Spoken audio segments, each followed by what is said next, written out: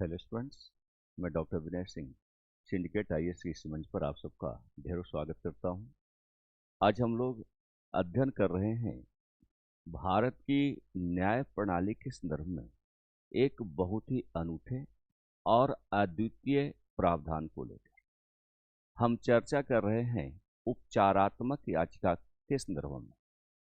दरअसल में भारत की जो न्याय प्रणाली है वह संपूर्ण न्याय के सिद्धांत पर आधारित है, जिसका मुख्य उद्देश्य है कि प्रत्येक व्यक्ति को, प्रत्येक पीड़ित को संपूर्ण न्याय प्राप्त होना चाहिए। न्याय में किसी प्रकार की कोई चूक नहीं होनी चाहिए और न्याय में कोई चूक नहीं हो, इसी संदर्भ में उपचारात्मक याचिका जैसा एक बहुत ही महत्वपूर्ण प्रावधान भारत के न्याय के क्षेत्र में प्रयोग में लाया जाता है। तो बहुत ही महत्वपूर्ण प्रावधान है ये, और इसी को लेकर आज हम आपसे चर्चा करने वाले हैं। सबसे पहले हम समझने का प्रयास करेंगे कि ये उपचारात्मक याचिका क्या है, उपचारात्मक याचिका की अवधारणा क्या है, इसका कॉन्सेप्ट क्या है और किस संदर्भ में इस याचिका का प्रयोग होता है, इसके मुख्य उद्देश्य क्या है।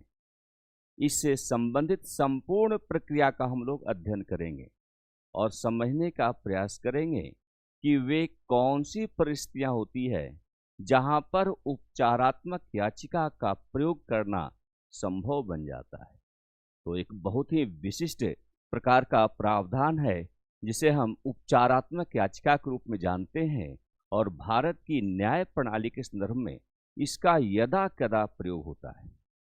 ऐसा इसलिए जिससे कि व्यक्ति को न्याय संपूर्णता के आधार पर प्राप्त होने चाहिए। न्याय में किसी प्रकार की कोई त्रुटि नहीं होनी चाहिए।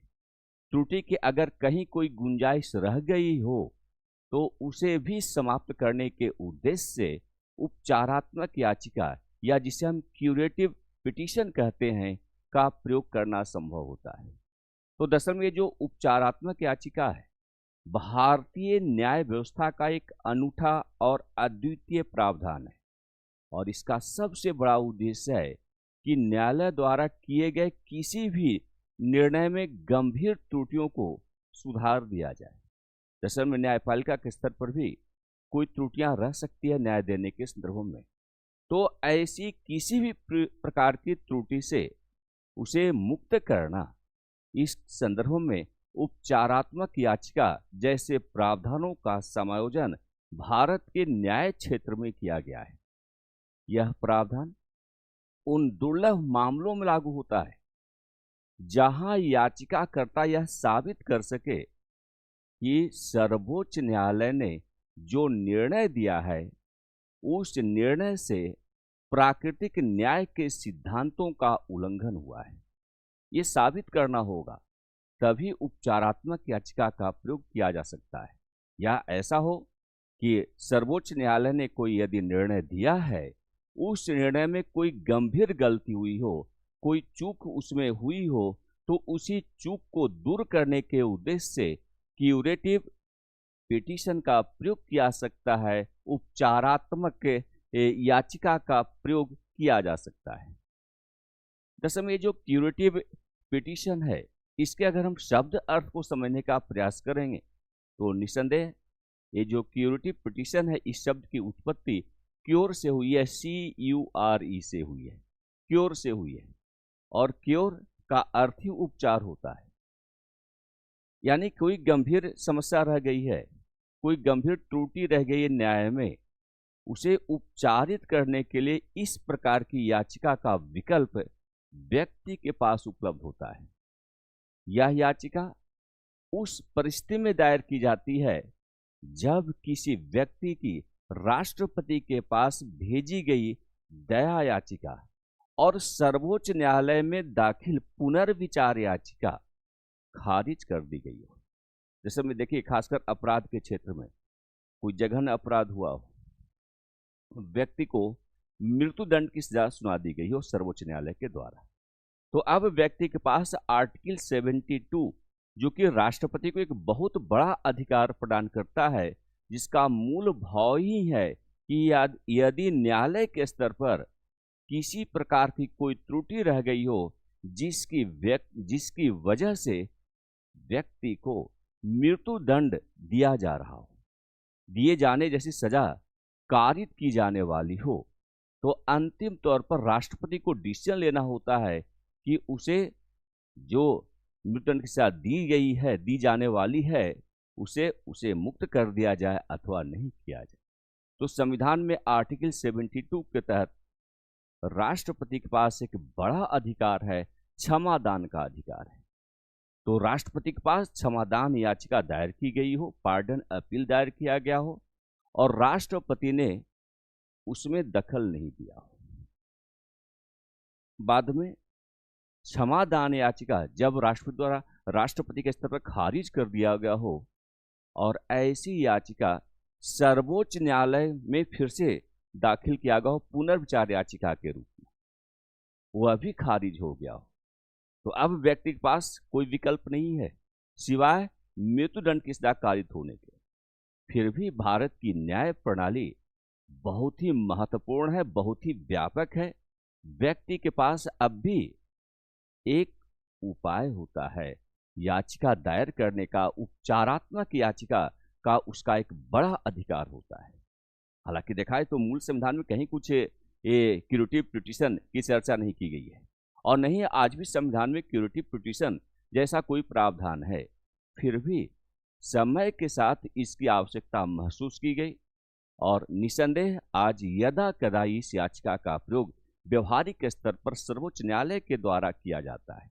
हम लोग समझने का प्रयास करेंगे कि भारत के संविधान में वे कौन से अनुच्छेद हैं जिसके आधार पर क्यूरेटिव पिटीशन या जिसे कि हम उपचारात्मक याचिका कहते हैं जैसे प्रावधान का प्रयोग करना संभव हुआ है। तो दरअसल में आमतौर पर होता क्या है कि राष्ट्रपति द्वारा दया याचिका खारिज करने के बाद कोई भी मामला आमतौर पर समाप्त हो जाता है।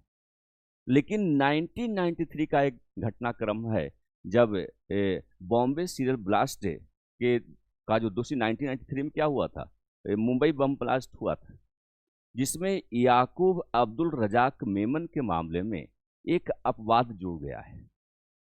राष्ट्रपति के द्वारा उसकी दया याचिका खारिज कर दी गई थी। सर्वोच्च न्यायालय ने इसी आधार पर उसे उपचारात्मक याचिका पर सुनवाई करने की उसकी मांग को स्वीकार कर लिया गया था और यही से भारत की न्याय प्रणाली में यह विशिष्ट प्रावधान आरंभ होता है। हालांकि अशोक हुर्रा 2002 का जो मामला है वहां से इसे औपचारिक तौर पर स्वीकृति प्रदान कर दी गई है। तो हम लोग समझने का प्रयास करेंगे कि यह जो उपचारात्मक याचिका है उसकी जो अवधारणा है वह अवधारणा क्या है। तो दरअसल में ये जो उपचारात्मक याचिका है इसकी अवधारणा का विकास सर्वप्रथम 2002 में रूपा अशोक हुर्रा बनाम अशोक हुर्रा और अन्य के मामलों में सुनवाई के दौरान उभर कर सामने आया। दरअसल में ये आपका रूपा अशोक हुर्रा बनाम अशोक हुर्रा का जो मामला है ये प्रथम तलाक से संबंधित प्रकार का मामला था। सर्वोच्च न्यायालय द्वारा दोषी ठहराए जाने के बाद भी क्या किसी दोषी को राहत मिल सकती है, इस पर विचार किया गया।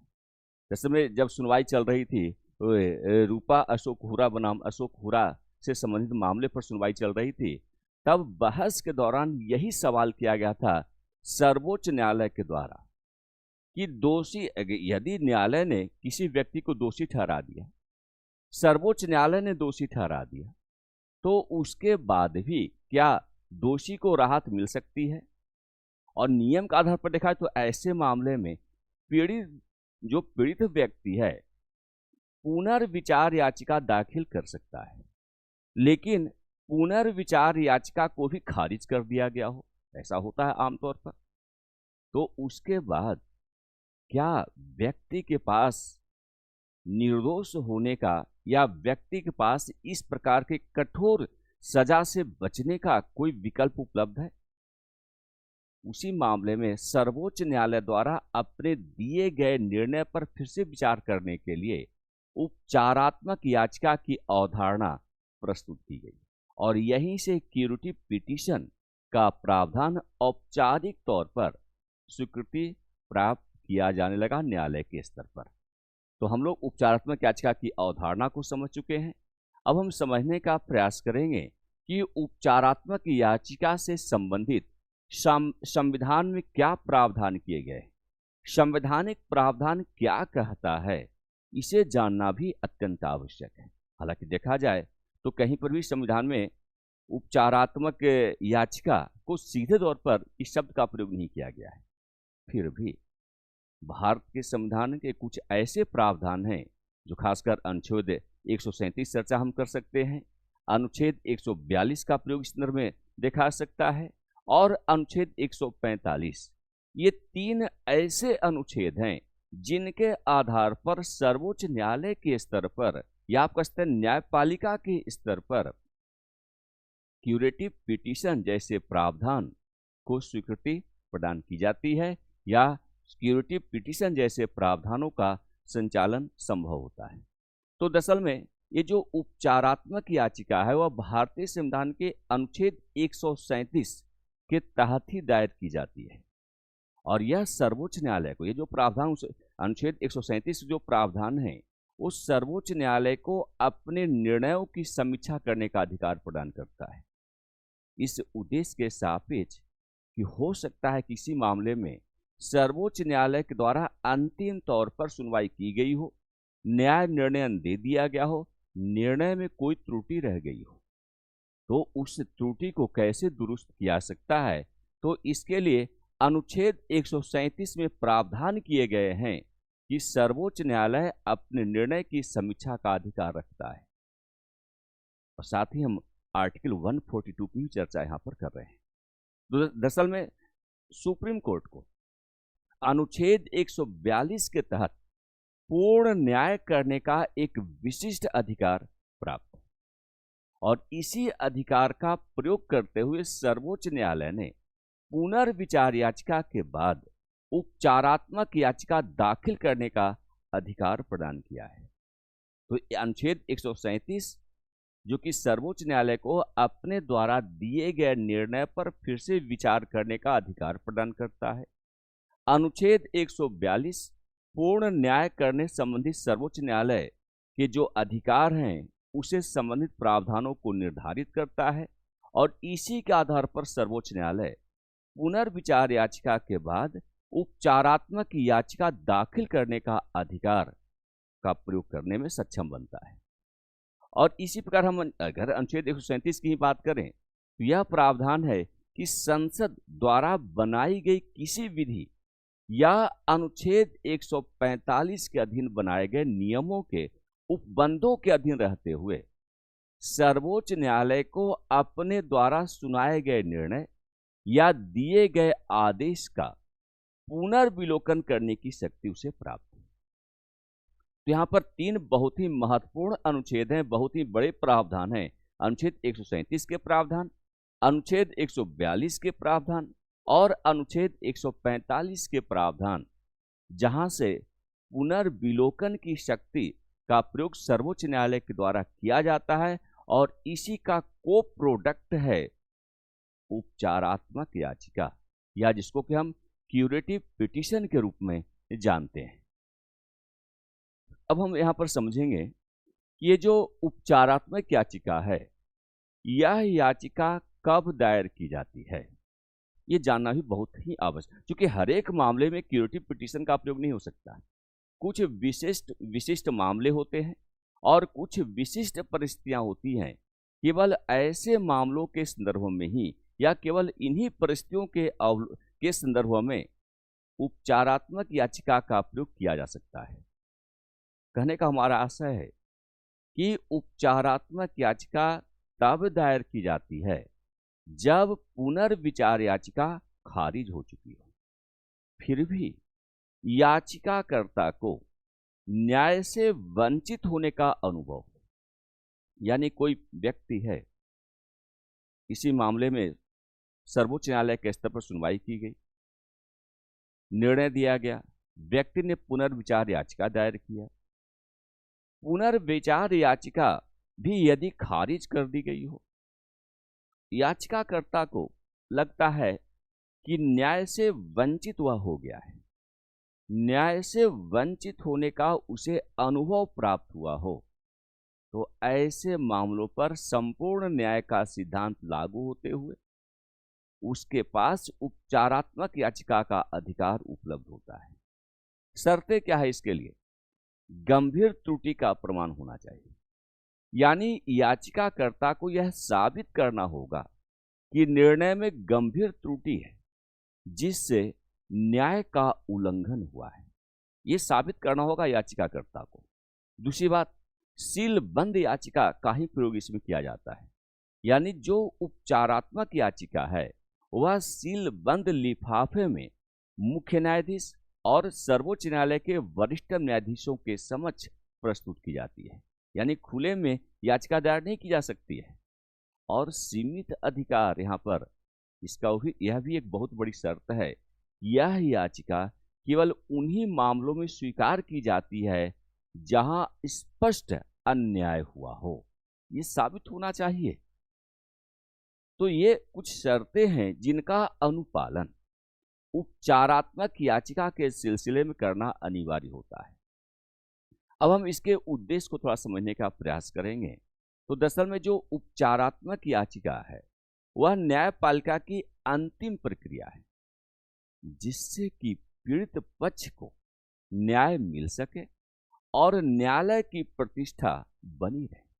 कारण कि यदि किसी व्यक्ति को अगर न्याय नहीं मिलता है तो ठीक है, उसका तो अन्याय होता ही होता है, इससे न्यायालय की प्रतिष्ठा पर भी आंच आती है, उसकी प्रतिष्ठा पर धब्बे लग जाते हैं।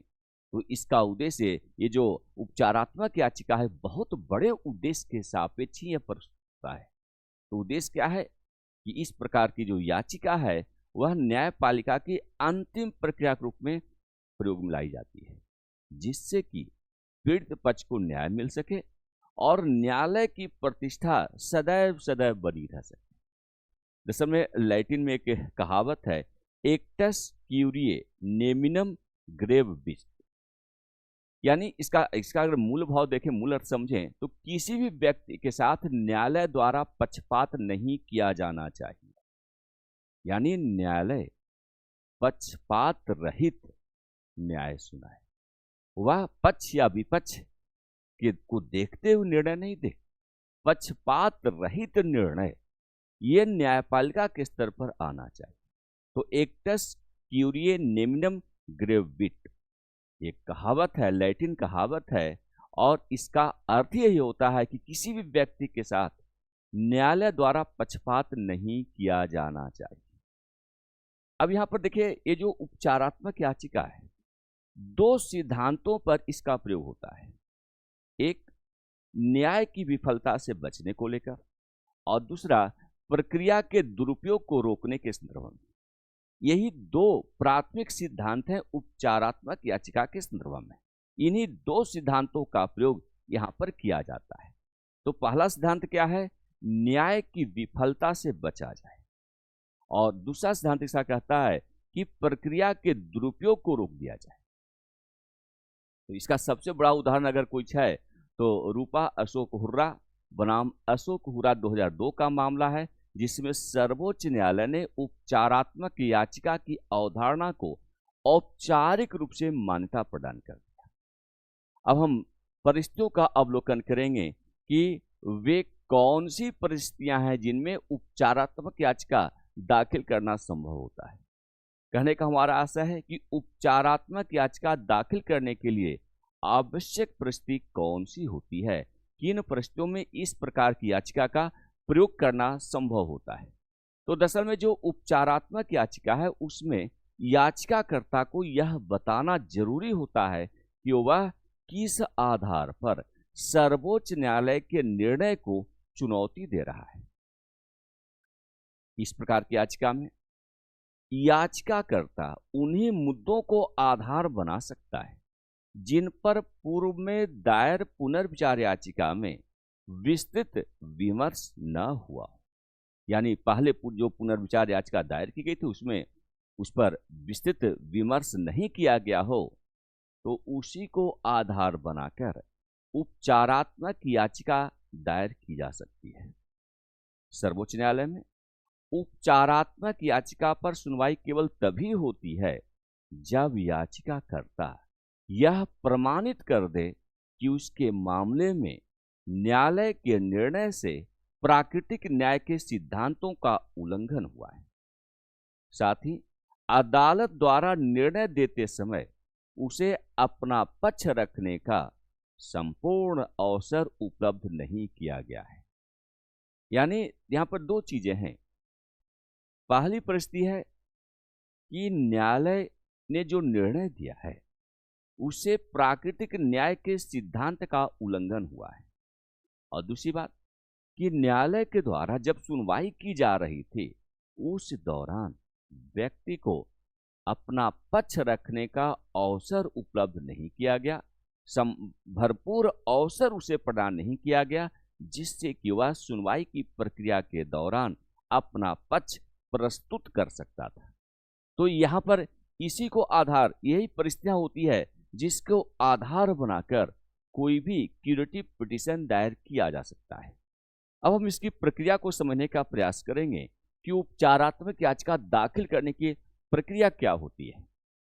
तो दरअसल में ये जो क्यूरेटिव पिटीशन है उसमें पारित निर्णय या आदेश की तारीख से 30 दिनों के अंदर उपचारात्मक याचिका दायर की जा सकती है। यानी जो पुनर्विचार याचिका है उसमें जो भी निर्णय दिया गया हो, उसके जो भी आदेश आए हों, उसके आदेश या निर्णय की तारीख से 30 दिनों के अंदर क्यूरेटिव पिटीशन दायर होनी चाहिए।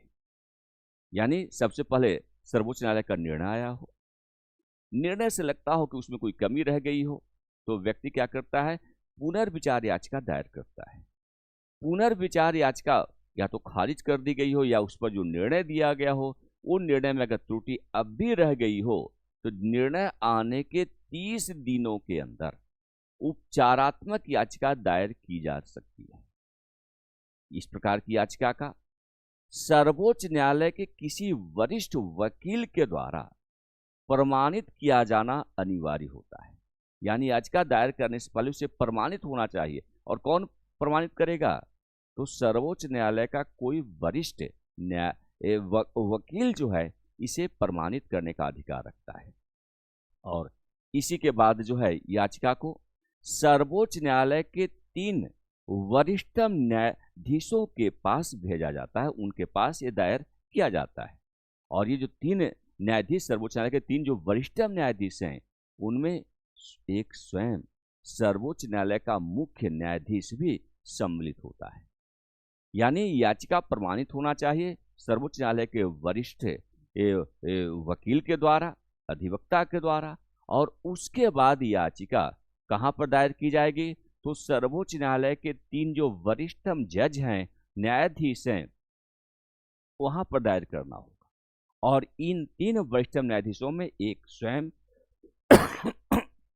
मुख्य न्यायाधीश जो चीफ जस्टिस ऑफ इंडिया है या सुप्रीम कोर्ट के जो मुख्य न्यायाधीश हैं, वो भी इस 3 वरिष्ठतम न्यायाधीशों में सम्मिलित होते हैं। यानी 3 न्यायाधीशों का एक पीठ है, वहां पर याचिका को दायर की जाएगी।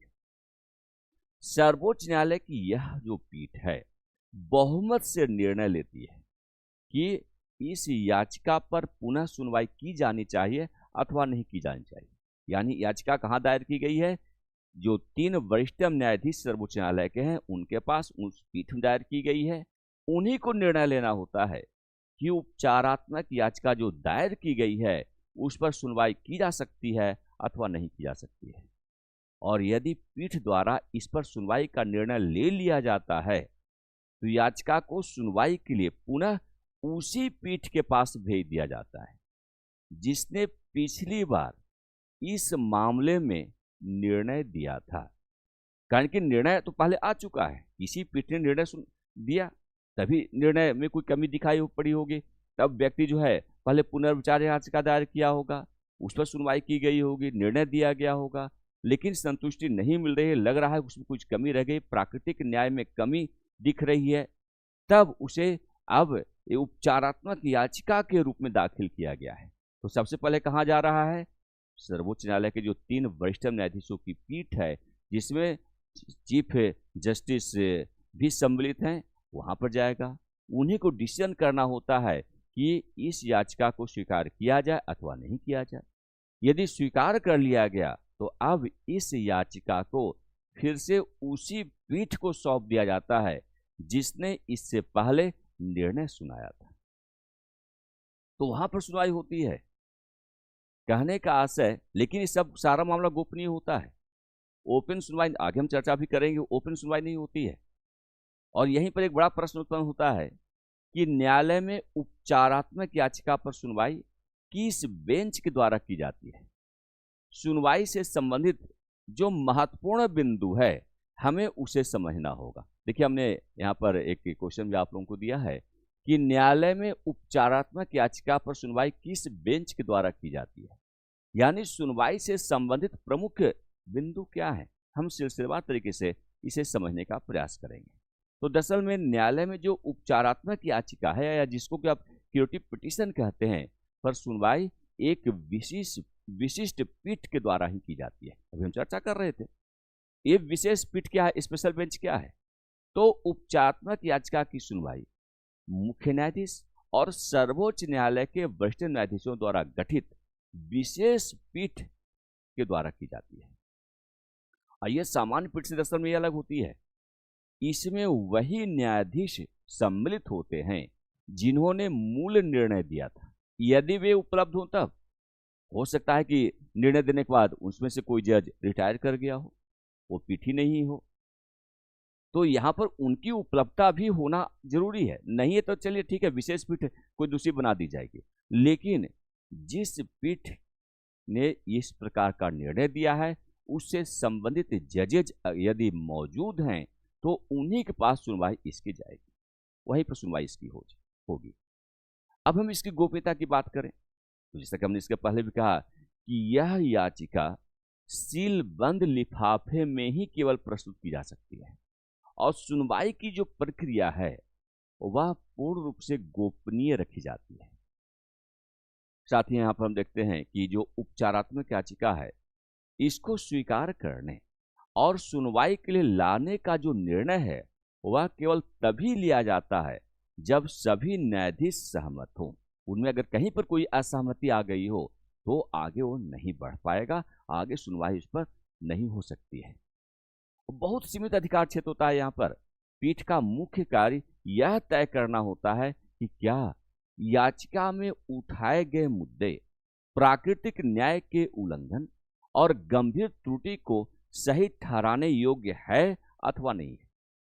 तो कहने का हमारा आशय है कि जो उपचारात्मक याचिका है उसकी सुनवाई का प्रावधान न्यायालय की निष्पक्षता और न्याय प्रदान करने की उसकी जो प्रतिबद्धता है उसको यह दर्शाता है। यह जो उपचारात्मक याचिका है, ये इस याचिका में वकीलों के द्वारा किसी प्रकार कोई बहस नहीं की जाती है, यानी वकीलों द्वारा बहस का कहीं कोई गुंजाइश इसमें नहीं होता, उसका कोई प्रावधान नहीं है, उसकी कोई व्यवस्था नहीं होती है। लेकिन याचिकाकर्ता अपने पक्ष को लिखित तौर पर पेश कर सकता है, उसके पास ये अधिकार है। ठीक, उसकी ओर से कोई वकील तो प्रस्तुत नहीं होगा, बहस नहीं करेगा, लेकिन याचिकाकर्ता अपना जो भी पक्ष रखना है लिखित रूप में उसे प्रस्तुत कर सकता है।